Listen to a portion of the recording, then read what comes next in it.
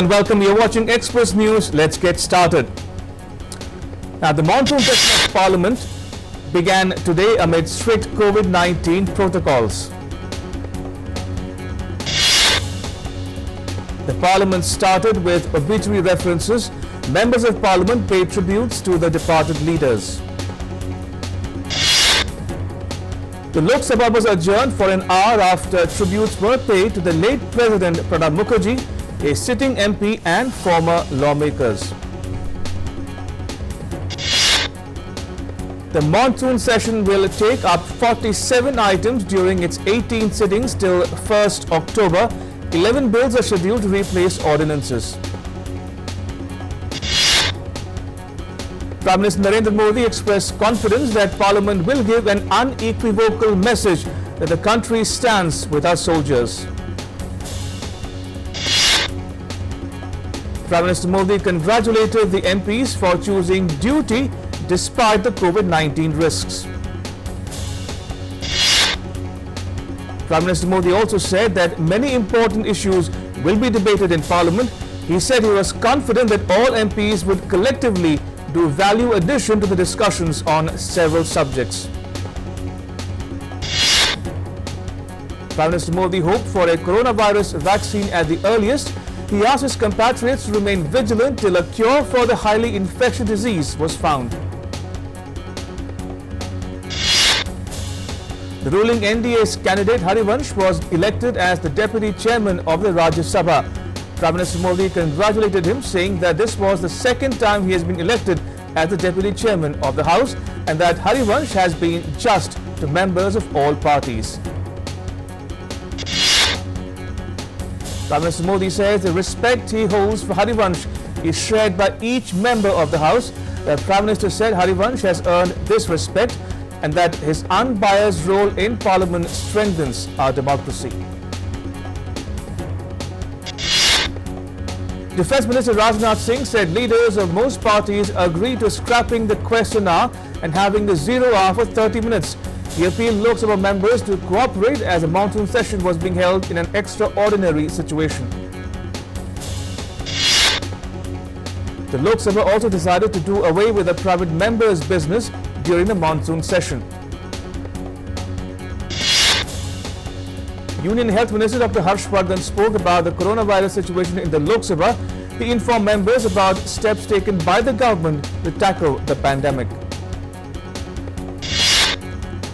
The minister also said that India has the lowest COVID-19 death rate. The Farmers Empowerment and Protection Agreement on Price Assurance and Farm Services Bill 2020 was introduced. Minister of Agriculture and Farmer Welfare Narendra Singh Tomar said the bill would benefit the small farmers. The Lok Sabha passed the National Commission for Homeopathy Bill 2020 and the National Commission for Indian System of Medicine Bill 2020. Finance Minister Nirmala Sitharaman introduced the Essential Goods Amendment Bill 2020 in the Lok Sabha. She asked for the withdrawal of the Banking Regulation Amendment Bill 2020. The bill replacing the Salary Allowances and Pension of Members of Parliament Amendment Ordinance 2020 was introduced in the Lok Sabha.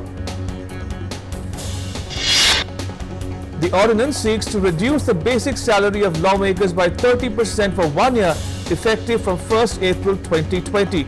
These reductions are being made to supplement the financial resources of the central government to tackle the COVID-19 pandemic.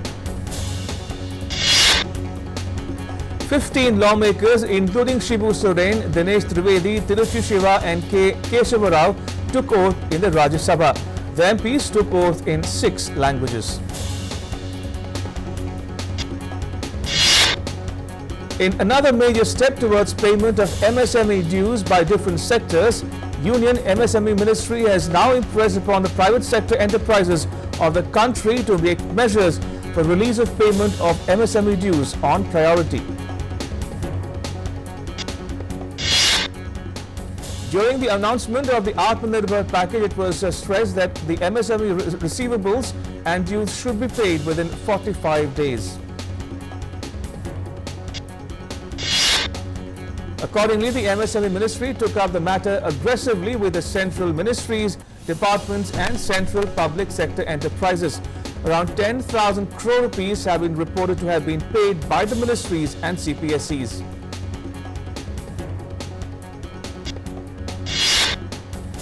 The ministry has written e-letters to owners, CMDs and top executives of 500 corporates.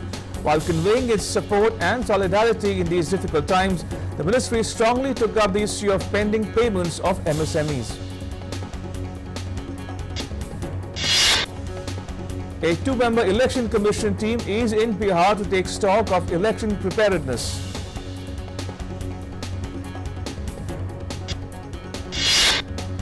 The team comprises Deputy Election Commissioner Sudeep Jain and Chandrabhushan Kumar, who is presently reviewing the preparedness with state government officials in Muzaffarpur. Hindi Divas is being celebrated across the country today. Hindi Divas commemorates the adoption of Hindi language as one of the official languages of India on 14 September 1949.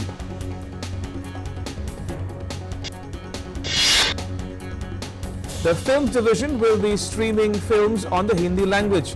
5 films on Hindi shall be available for 24 hours for free viewing. The films being screened include Witness to our Constitution, which depicts interesting aspects of the Constituent Assembly meeting and the decision to make Hindi an official language of the country. President Ramnath Kovind, Vice President M. Venkaiah Naidu and Prime Minister Modi extended greetings on the occasion of Hindi Divas.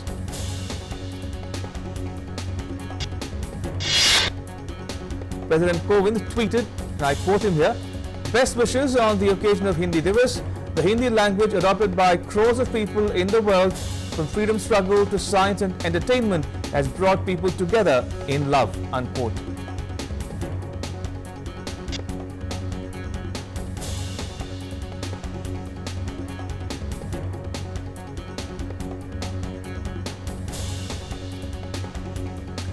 Prime Minister Modi greeted the nation on the occasion of Hindi Divas. In a tweet, he said, and I quote him here, "All the very best on the occasion of Hindi Divas.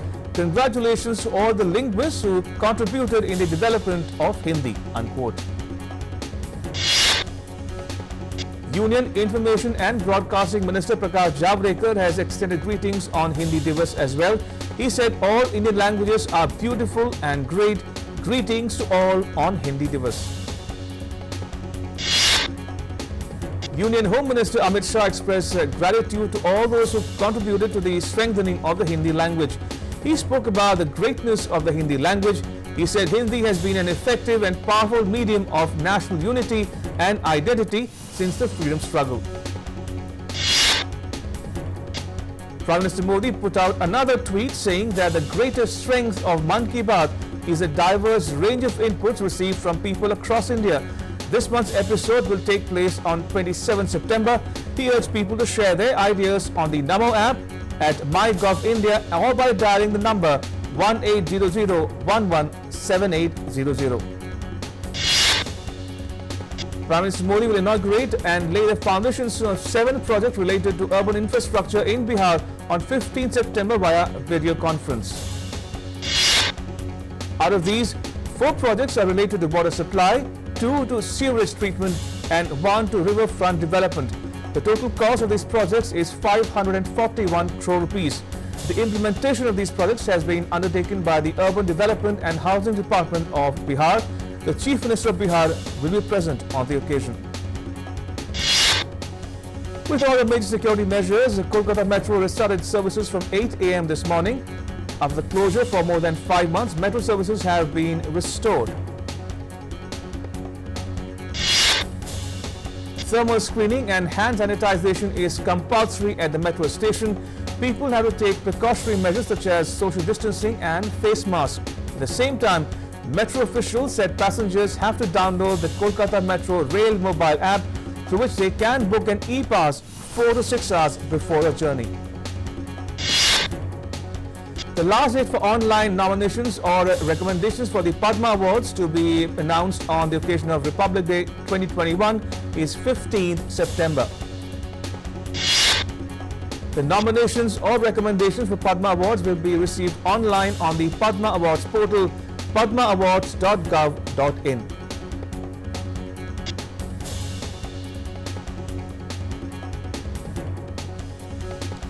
Lawyer Prashant Bhushan files a review petition in the Supreme Court against his judgment convicting him and imposing a fine of 1 rupee for criminal contempt of court.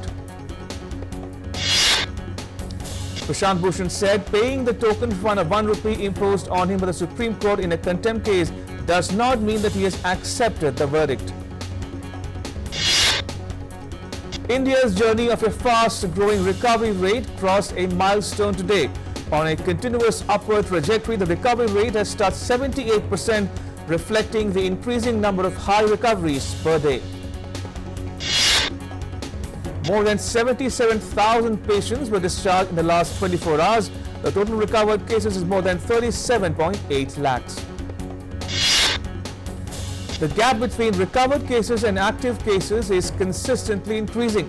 It touched nearly 28 lakh today. The total number of active cases in the country stands at more than 9.86 lakh. More than 60% of the active cases are concentrated in the 5 states of Maharashtra, Karnataka, Andhra Pradesh, Uttar Pradesh and Tamil Nadu. These states are reporting 60% of the total recovered cases. More than 1,100 deaths were logged in the last 24 hours. Nearly 53% of the cases are concentrated in the 3 states of Maharashtra, Karnataka and Uttar Pradesh, followed by Tamil Nadu, Punjab and Andhra Pradesh. The central government-led COVID-19 management strategies are focused on early detection through widespread, easy and aggressive testing. According to the latest ICMR data, more than 9.78 lakh people were tested in a single day. The total number of people tested so far stands at over 5.72 crore. The BJP is organizing a week-long Seva Saptah starting today to mark the birthday of Prime Minister Narendra Modi on 17th September. Different social initiatives will be undertaken by party leaders across the nation during this week-long Seva Saptah period. The party is planning to mark the occasion with initiatives such as drives for mask distribution, blood donation and fruit distribution among the poor. Seva Saptah will continue till 20th September. Equity benchmarks failed to hold on to intraday gains on Monday as cautious investors trimmed exposure to banking and finance counters despite firm global cues. The BSNC Sensex opened strong and was on course to register its 3rd straight session of gains, but suddenly came under heavy selling pressure in late afternoon trade. It finally finished 97.92 points or 0.25% lower at 38,756.63. The NSE Nifty slipped 24.4 points or 0.21% to close at 11,440.05. The rupee pared some of its early gains and settled 5 paise higher at 73.48 against the US dollar on Monday, tracking muted domestic equities. Silver prices rose 328 rupees to 68,256 rupees per kg in futures trade on Monday as participants widened their bets on firm spot demand.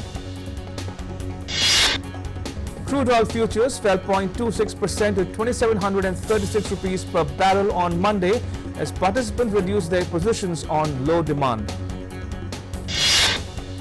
Over 2.9 crore coronavirus cases have been reported worldwide with over 9.2 lakh deaths. Over 2.1 crore people have recovered from the virus so far. The United States continues to top the list among the worst hit by the pandemic so far with the highest number of infections. The US has over 67 lakh cases of coronavirus with a death toll of over 1.98 lakh. In terms of deaths, Brazil stands second on the chart with 1.3 lakh deaths.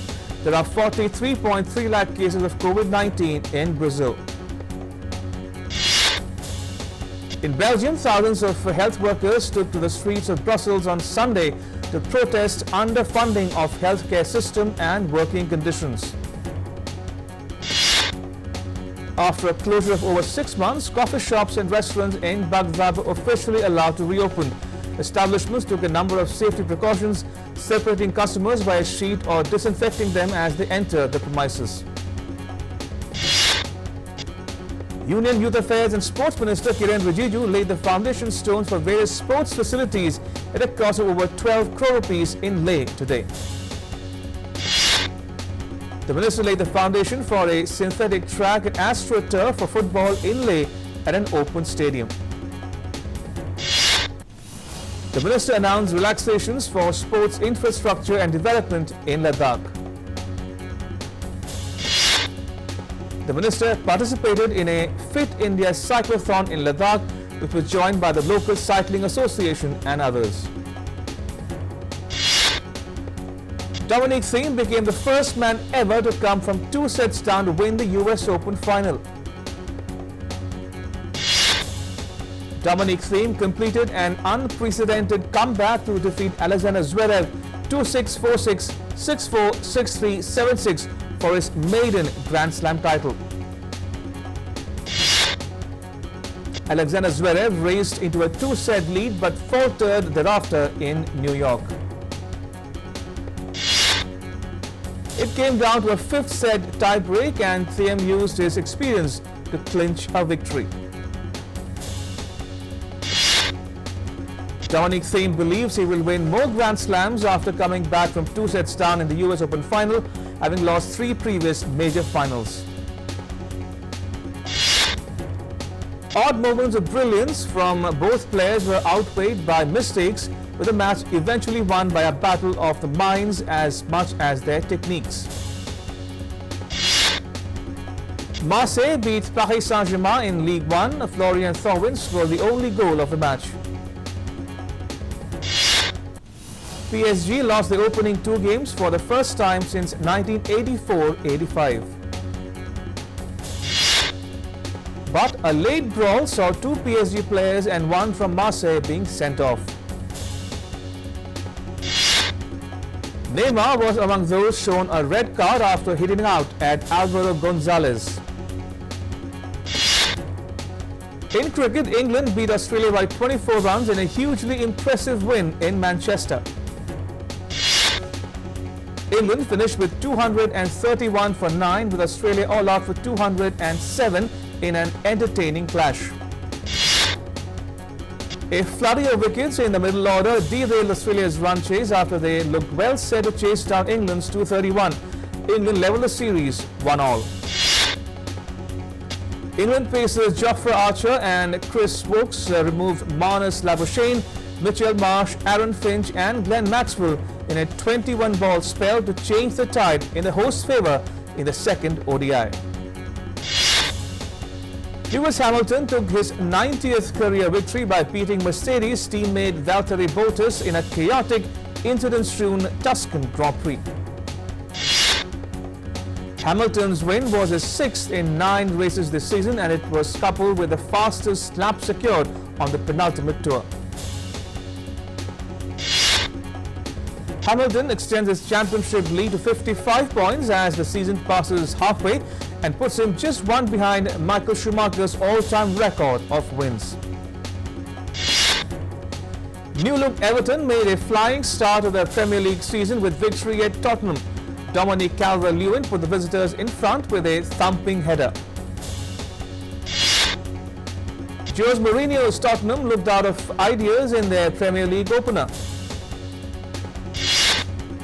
In another English Premier League match, Leicester City defeated West Brom to a disappointing return to the Premier League.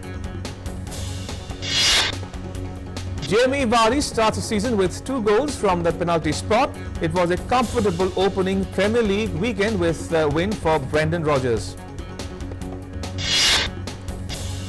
Britain's Queen Elizabeth congratulated entrants to Hold Still, a photography project launched by Duchess of Cambridge Kate Middleton to capture a snapshot of the nation in the coronavirus lockdown. The project received more than 30,000 submissions, from which Kate and 4 other judges picked 100 final images that will be published online by the National Portrait Gallery. Israeli supermodel Raffaele was sentenced to 9 months community service, and her mother was ordered jailed for 16 months for tax evasion on earnings from her international career. Now, a popular TV personality, Raffaele had pleaded guilty to tax offences under a plea bargain. Israeli tax authorities accused the two of evading paying taxes on income of about $7.2 million. A U.S. movie about a community of van dwellers traversing the vast American West nomadland won the Golden Lion Award for Best Film at the Venice Film Festival. The film, directed by US-based Chinese director Chloe Zhao, stars Frances McDormand as a widow in her 60s who turns in a van into a mobile home and sets out on the road, taking on seasonal jobs along the way. Most people just want to get rid of ants, but they have become the primary business for an entrepreneur in Singapore who is selling them as pets. John Ye opened the city-state's first shop specializing in pet ants, Just Ants. His shop offers 30 species of ants sold in starter kit ant farms, which include ants and a queen. 3 Vietnamese students have designed a helmet that allows frontline health workers to have a snack or even a scratch their nose without exposing themselves to the risks of the coronavirus infection. It has a glove box access for the wearer to fit their hand inside while keeping the helmet sealed. The helmet is attached by a tube to a powered air purifying respirator to exclude contaminated air.